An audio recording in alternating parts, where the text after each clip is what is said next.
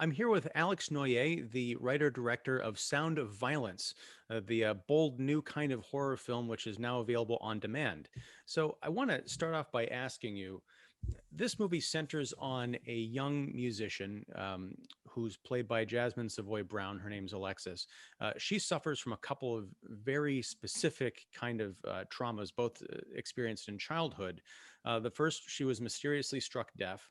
And the second is she develops this sensory overload whenever she experiences violence. And she gets a taste for this violence because the sensory overload I mentioned is kind of intoxicating. How the hell did you go from making documentaries about avant-garde music and drum machines to a really crazy, disturbing kind of body horror film? First of all, thanks for having me. And secondly, I like the whole structure of that question, and everything it includes is just it is perhaps why uh, there is something to decipher and figure out into all this. All right, let's do it. um, uh, so yes, Alexis, as a child, lost her hearing in an accident. um, Without we don't really delve into the detail, but essentially when I wrote it, it was clearly a car accident. Um, and and then through a traumatic event, she regains her hearing, and we had to consult with the both the deaf community and the hard of hearing community to make sure that we got that right, actually, because it is a peculiar situation. This is why, for example, she signs and speaks at the same time. um, so all those things are part of a journey that then takes a big turn when in the very, very gruesome origin story of Alexis. And as I said, she regains her hearing in the midst of a very traumatic event, and amidst also the elation of regaining that hearing. Despite the incredible trauma, she also gains synesthetic ability. And synesthesia, for those who don't know, is the ability to experience uh, sound or certain senses with another, generally with visual manifestations, or other senses. So in the case of Alexis, it's the sounds of violence on the flesh that generate a symphony of colors that she witnesses and kind of immerse her into a sort of high that you rightly described as intoxicating. So that traumatic moment mixed with that elation sends her on a journey to experience this high again. And that means that she needs to experiment, um, to discover that feeling again.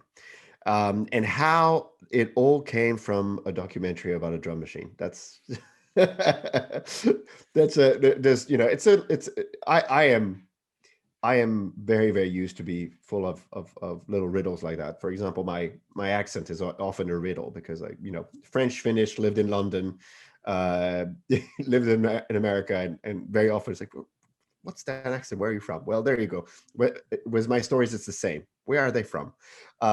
So 808 took over my life for 5 years, between 2011 and 2016. Um, Exploring the journey of an iconic drum machine and the way it changed music. And But I had been, overall, we worked in documentaries for 8 years, and at the end of it, I felt a little bit tired, and I felt that I didn't want to necessarily continue in documentaries. And my wife turned to me and said that I really needed to explore my first love, horror movies. And in the midst of trying to figure out what to do and which story to go with, a little light bulb lit up, and a sort of junction between my drum machine obsession and horror came when I decided that I should really kill somebody with a drum machine.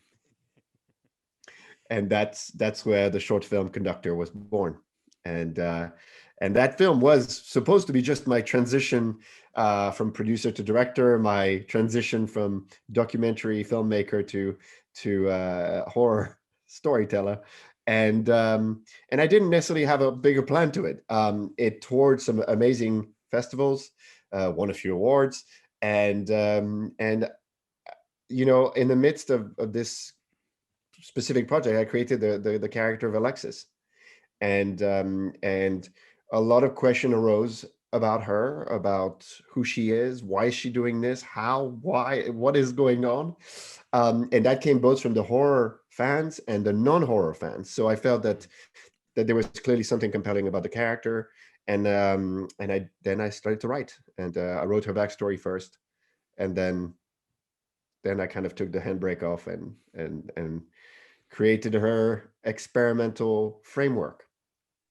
So where did the because I watched Conductor and I've also seen A Sound of Violence. So uh, they are very different kind of movies, even though they have the same sort of bones. Where did the idea of integrating the synesthetic experience into that character come from? And what kind of research did you do? You mentioned that you did research with the deaf community.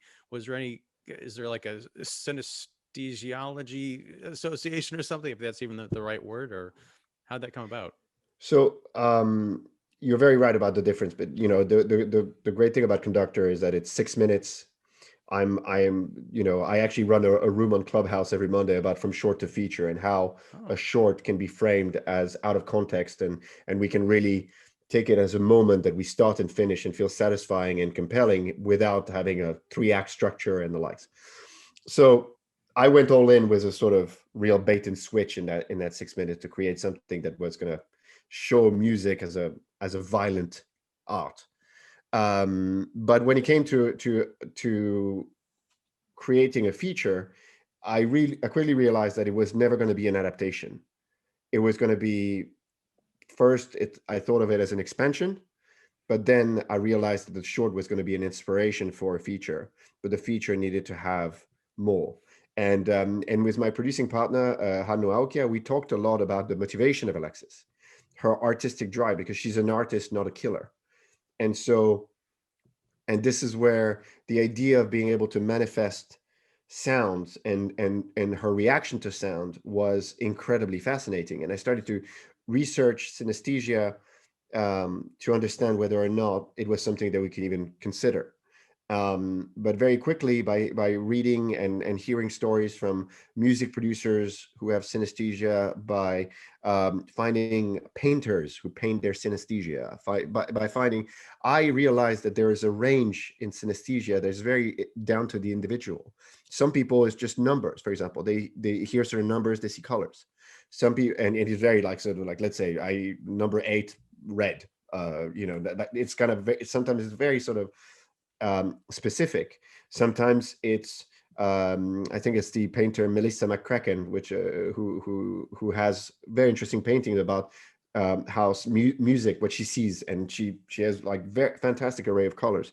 And I thought that flexibility allowed us to create something that was very much Alexis' own synesthesia. And that's where we I first imagined sort of maybe because I'm Finnish, the Northern Light mm, style, but then I felt that it needed to be a little bit more psychedelic, and this is when we kind of really veered into various colors. I also wanted to make sure it had a strong element of red in it, especially as it intensifies, to create that journey, which has to remain self-aware, although Alexis isn't. And yeah, so it was with ASL, we consulted with all the identity traits. We made sure that we had authenticity. With synesthesia, it was really researching artists who experience it and how they relate to to. I hate to call it a condition. For me, it's an ability. I mean, the idea mm. of experiencing sound in in a new way is sounds fascinating. And so I'm I was I just became immediately uh seduced by the idea of adding that and developing Alexis specific synesthesia. Now, in terms of creating this as something you can put on film, were those practical effects, digital effects, somewhere in between? Because it's really hard to tell, and it really does have that feeling of uniqueness.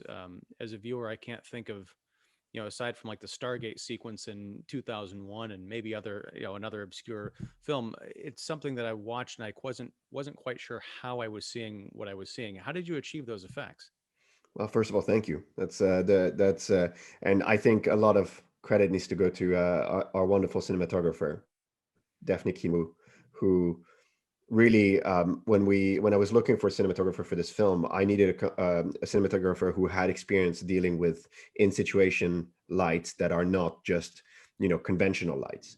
And I found in her work that she had played with being in a room and then one angle is lit green for some reason or something. Like she had really experience with that. So because we needed to create an environment that started from behind and brought all the way to the front of the audience, had those lights um, realistically present. So we had, so that was a lighting challenge that we worked very closely to solve, breaking sometimes a few conventions as far as like the way things are lit. um, little little tip we had is like one of Daphne's team member had neon tubes that you could program the color of, and so you could have them in pink or in blue in red and whatever. And literally I would be dancing in front of Jasmine with the tubes like that to try to actually have the on skin interaction of the light that we couldn't recreate with VFX. And then we handed it over to Grade Wine in Finland, who did a fantastic job creating actually first went to we because I gave him a lot of example about how the kind of um, light spots that I was looking for, and he really went out of his way to create most of them. And then Grade One kind of wrapped it up together to make sure that it worked as well digitally.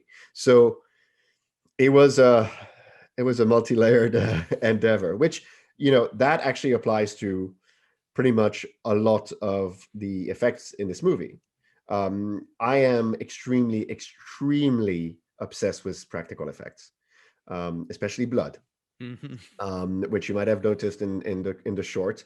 And this is where I have my blood wizard, Robert Bravo, who oversees practical effects, and he knows how OCD I am about blood, and about how it looks and no bubbles and the color has to be absolutely right and so on.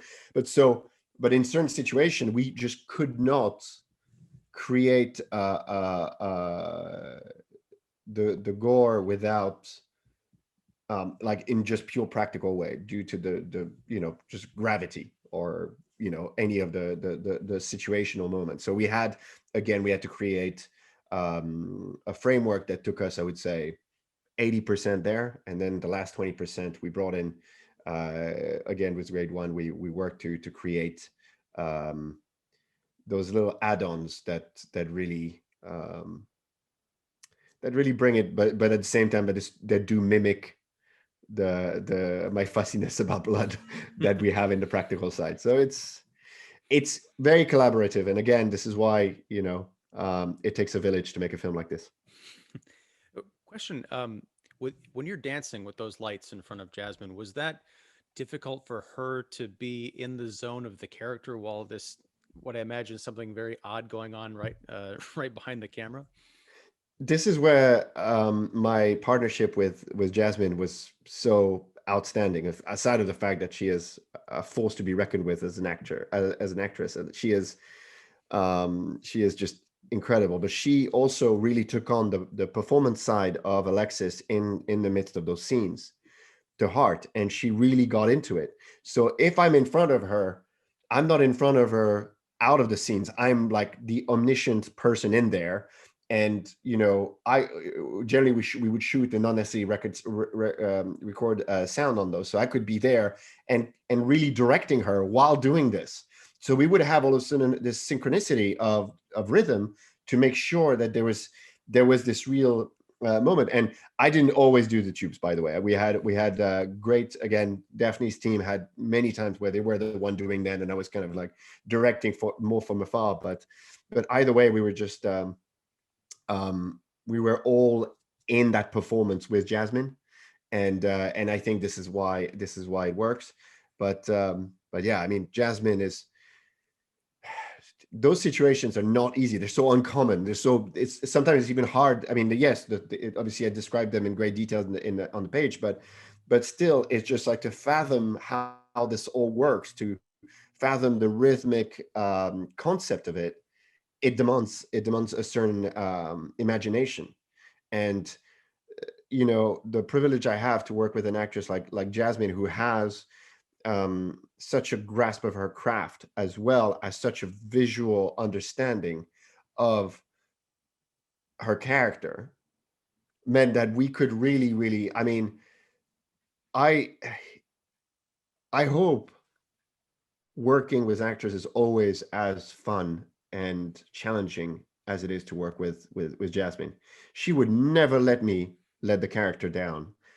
Not that I had any intent to, or any inclination to, but just especially when you're on multi-day shoot, you might have a moment where your attention might, that would never happen, because Jasmine would never let me, and it was incredible. Even though the words, we would work together to make sure that, because I'm not a native English speaker, my dialogue needed to be fine-tuned to sound sometimes more natural. And again, and the same can be said about Lily and James, and Tessa. It just, like, everybody was there with a real stake, it felt, into their role, in how they sounded, and the piece of the puzzle that they were, as far as, and I think there was overall a real sense of inspiration, as far as the idea that we were following um, an artist, not so, you know it's a conflictual journey, because of course everything she does is gruesome, but yeah.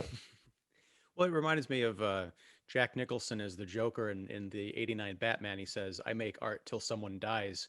That's very much the case here. In terms of creating this character, and also Jasmine's involvement, Alexis is, unlike many characters we see in horror movies, largely because, and I don't know if this is a bias on my part or just something I'm used to seeing, but you think, you've got this, female lead in this horror film, you expect to draw some kind of sympathy for her character, and there's little bits here and there, but at the end of the day, she has more in common with, Patrick Bateman from American Psycho. You get the sense that not only is she not interested in redeeming herself, the movie isn't either. And I thought that was a bold choice. Was there any hesitancy on Jasmine's part or anybody else kind of coming into this saying, "Wow, this is darker than anything I have ever read"? Well, first of all, thank you. Oh, you're welcome. I I feel that this movie, I had a choice to make, um, and I felt that being a bit unapologetic about following Alexis was my homage to art and artists, because an artist's journey is not about pleasing. It's about following a vision, following a creative drive to achieve something at all costs. My father is a painter. My grandfather is a painter. I grew up surrounded by artists. My early films were all about art. My first original documentary that I produced was a conversation with Julian Schnabel. And so I always had this sort of sense of, like, all or nothing as far as artists go. So this is perhaps why I don't feel the film needed to redeem itself. But the I do feel as well that the character, and this is also due, with the trauma and with the envelope that she lives in, with the synesthesia and such, and the fact that she never really faces her victim. She is all about the music that she creates. There is that sense, that disconnection between the consequences of her art and her full commitment to making it. Um, and I believe that's also what Jasmine liked, because I feel that if I had written this movie with a handbrake, Hmm. I would have never convinced her. And similarly, I know that this also annoys some people. Some people have been, since our premiere at South by, we've heard some very we've heard a lot of love, and we've been overwhelmed by the great feedback we get. But we do get occasionally a comment that does say, you know, about the fact that we are so all in about this, and that it doesn't necessarily make everybody comfortable. But but this is again, the down to performances. The fact is, I want to take the audience on a journey where they're going to feel very, very conflicted. They know that what they're seeing is so wrong, but there are dimensions to the characters that brings moments of sympathy that the audience is going to feel terrible about. Moments where they tap along to the music, if you will, Mhm. and it's and they're going to be like, oh, what's going on? And and to the risk of annoying a few people, and I'm also willing to try to take them there. And and then, and I do believe that with this film, it is very much a case of taking the handbrake off and letting this very peculiar artistic journey unfold, because we are with Alexis. We are with her, and all her cards are on the table. So I'm not trying to deceive anyone. I am extremely and unapologetically open about the journey of Alexis, and her, and everything, it all the collateral damage it causes. And yeah, I guess I can understand where some of that criticism might come from, but I'm also an old school horror guy, and I remember 15 years ago, the box office was nothing but these grisly call them torture porn movies. I mean, I had a great time at High Tension, which I'm convinced would never get made today. So I Such a want good film. yeah, I wanted to ask you actually about another horror movie that this sort of reminded me of in terms of the dynamic between the two uh, leads, because you've got Alexis and her roommate, Marie, played by Lily Simmons. Um, they have this kind of a lovely but also disturbing dynamic. Disturbing in that we know what Alexis gets up to when she's not with her, best friend, but her best friend has no idea. Did you ever see Sleepaway Camp 2 from 1989? I didn't see the sequel. No, I saw Oh, the first one. Now I need to. you really Huh. do. I'm the one who's like who's normally pulling out, like, okay, have you seen this? And nobody has, and now this time you got me on one. Well, first of all, the killer is played by Pamela Springsteen, and her friend, sort of, is played by Renee Estevez. Hmm. Uh, Pamela Springsteen is Bruce Springsteen's young sister, and Renee Estevez is Emilio Estevez and Charlie Sheen's younger sister. So there's that weird kind of dynamic, but also the bond that your characters have in this film reminded me of that, because there's almost an inevitability to where that story has to go, but you just kind of hope as you're watching the film that it doesn't go there. So I'm not spoiling anything for you, but definitely check it out. I Um, will. I cool. definitely will. I it just it is a it's the and again, that's also the chemistry between Lily and Jasmine. They the first time we sat all together, and it's like that was it. There was a connection. It was there. And I think that shows on screen as well in this weird relationship, as you rightly pointed out. Obviously their relationship is not the reason why Alexis does what she does, uh, which I know that it's some people are asking whether it's actually, and I don't want to spoil it, so I'm not going to say, but I'm just going to say that there's a if you go back to the Renaissance and to painters' relationship with the muse, this is where the relationship and its complexity perhaps lies. Definitely. And I also like the fact that very late in the movie, there's some information that's revealed. And again, I'm not going to spoil anything either, but we get the sense that, Alexis's journey did not begin with us dropping in on her life. There's been some stuff going on for quite a while, and it just fills up the imagination with what the rest of her story is, between where we meet her in the very beginning as a child and then later as an adult, like 10 years later, Mm. or I guess 15. Um, so let me ask you about the casting. You've got Jasmine and you've got James Jagger, who plays Duke. That's Marie's boyfriend. kind of rounding out that love triangle, though triangles aren't really round. But Jasmine and James have musical backgrounds. Were you looking for that in the people you cast as your leads, or was that just a happy accident? That was not my main focus. The same way as I'm not a musician. You know, I think there needs to be a relationship with the music, but the fact is that you know all three had a strong relationship with music. Was fantastic, and I think there's a scene with a piano which really made the most out of Lily and Jasmine being piano players as well. So it just like, and that was a happy accident because that moment normally was not necessarily with both, but we changed that scene to adapt. And that's not a spoiler because we actually showed a clip of that on our socials not long ago. But it's just, I wanted to create a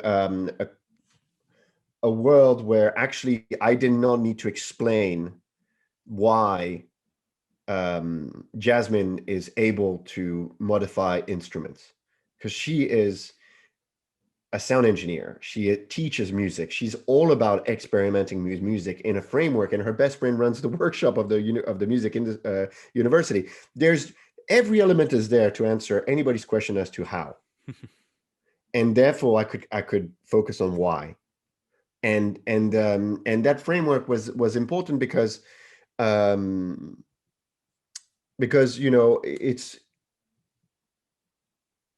is a legitimacy perhaps to the context of the story, and and you know James's character is not um as clearly musical. He has clear musical interests.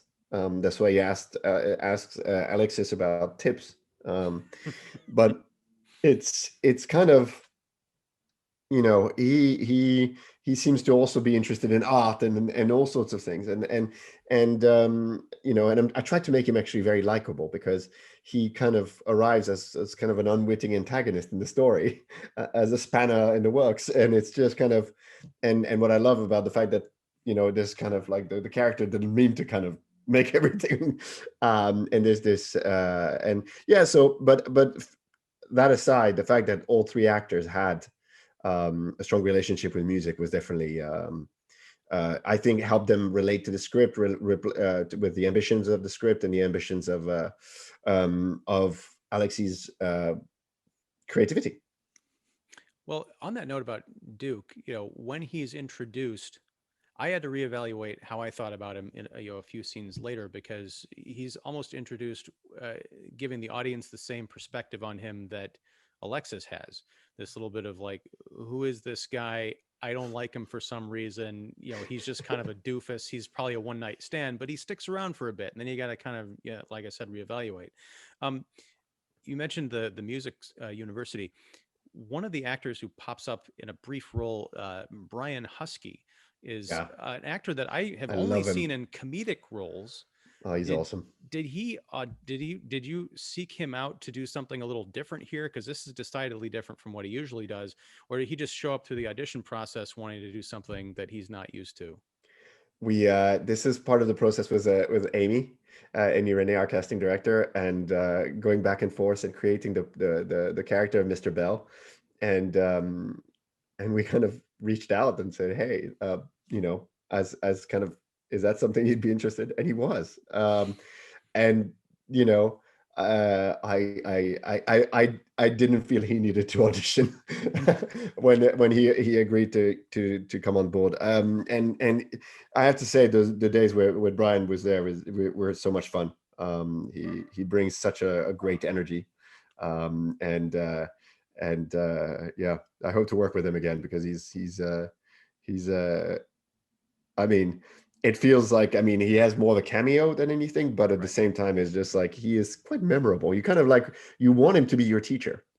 Well, that's the thing. He's not funny because I saw him like, oh, this is going to be the funny scene or something, but it's not. It felt very real, and he was just this affable kind of teacher who was trying to keep his students under control when what happens happens, and I believe every second of it. So yeah, I was very curious about Because that. he's a great actor. Yeah, he really is. So let me ask, and just on an unrelated note about James Jagger, he is descended from rock royalty. Was Mhm. there ever a temptation to geek out about the Stones? In those situations, I think it just not necessary. It's just, I wanted James to be James. I not the son of. Hmm. I just I got to know James. We support the same football team, and we have the first time we met for a coffee in Silver Lake, and we were just like chatting and stuff. It was like there was a we connected, and I didn't think twice about who he is or anything. I just for me it's he's the actor who came and took on the role of Duke, and we had great fun. um, I did ask him if he's going to show the movie to his dad, though. But but Did he did he give you an James is answer? his own. James is very much his own um, person, and I respect him so much. Um, he pays attention to a lot of things, and it was interesting when I got to hear in interviews recently about how he related to the script. He read it, and first, you get the script, you kind of skim read it, and then he was like, and then you had to go back to wait, what, and just goes back and just like what happens there, and we sat down and and yeah, we just bonded, and I asked him, I was like, so how do you feel about this story, and he said, I couldn't believe some of the crazy stuff you've come up with, but I must say at the end I was mad at you. I'm like, great, because you're supposed to be. And yeah, and then we talked about football, and our common love of Arsenal. But yeah, no, I just, again, this is I mentioned earlier, I've been a producer for 17 years, but having my feature directorial debut with people with such passion for what they do, but also genuinely the means to bring it home. I mean, I'm a lucky boy. I'm a very, very lucky boy. I mean, you know, it just, yeah, it's perhaps a risk. Some people say to arrive at 40 to with your feature debut as a director, but then again, it's made easier by having incredible talent in front and behind the camera, and yeah, the team really. I guess this is where a film of this size as well is even feasible. Is people really feeling a stake in the story and coming on board because they love it, not because it's a job. Mm. And that definitely that's why it was a joy to be on set every day. That's why we finished on time. We finished on everything went extremely well because nobody was even thinking about dropping the ball. Wow, that's awesome. And you don't hear that a lot necessarily when it comes to As I filmmaking. said, I'm a very lucky guy. Yeah. I am, and I owe a debt of gratitude to all who are involved in this movie, because yeah, it's they made my journey a lot easier than it could have been. And there's a on the rooms that yeah, on Clubhouse I'm part of. The I often moderate with Jet Shepard, who wrote and produced a Host Mm. that was on Shutter, and we always try to share little moments of wisdom. And he often says, if you're the smartest person in the room, you're in the wrong room. And that's exactly how I felt on set. I was genuinely the least qualified guy on that set, and that's why I came out of it a better storyteller than I was on day one. Well, that's, um, I don't know what the exact expression is to feel humbleness on behalf of someone else, but that's what I'm feeling now. You're the person who wrote and directed. This is your vision. So to say that you're not the smartest person on the set, that you're really relying on other people to help you realize that vision. That's pretty remarkable. Um, One thing I It's want true to, though. well, and I that's really it. mean it. Yeah, well, I believe you. Um, I want to ask about the instruments in this film.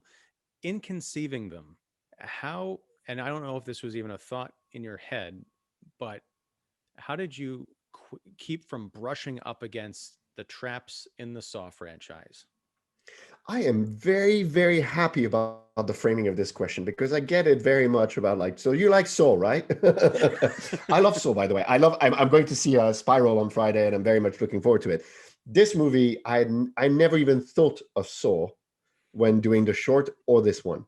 It is, I appreciate that there's anytime there's a contraption now, there's the thought is immediately of Saw, but I felt that, but first of all, the scale is different. I mean, in Saw, it's everything is industrial sized. It's like they're inside a building which has, which is funny when people question how Alexis can modify instruments, but Jigsaw can build a building, and that's fine. Yeah. But and again, that's with all the love I have for Saw. But yeah, I focused on the instruments, on the idea that we were creating. So I didn't even think about how close or far I was from Saw. I just felt about instrument. I have the drum machine over there. You might see behind me there, that's the mixer that Alexis uses. I created instruments. I just wanted to come up with instruments. There was no main big framework. It was not a trap.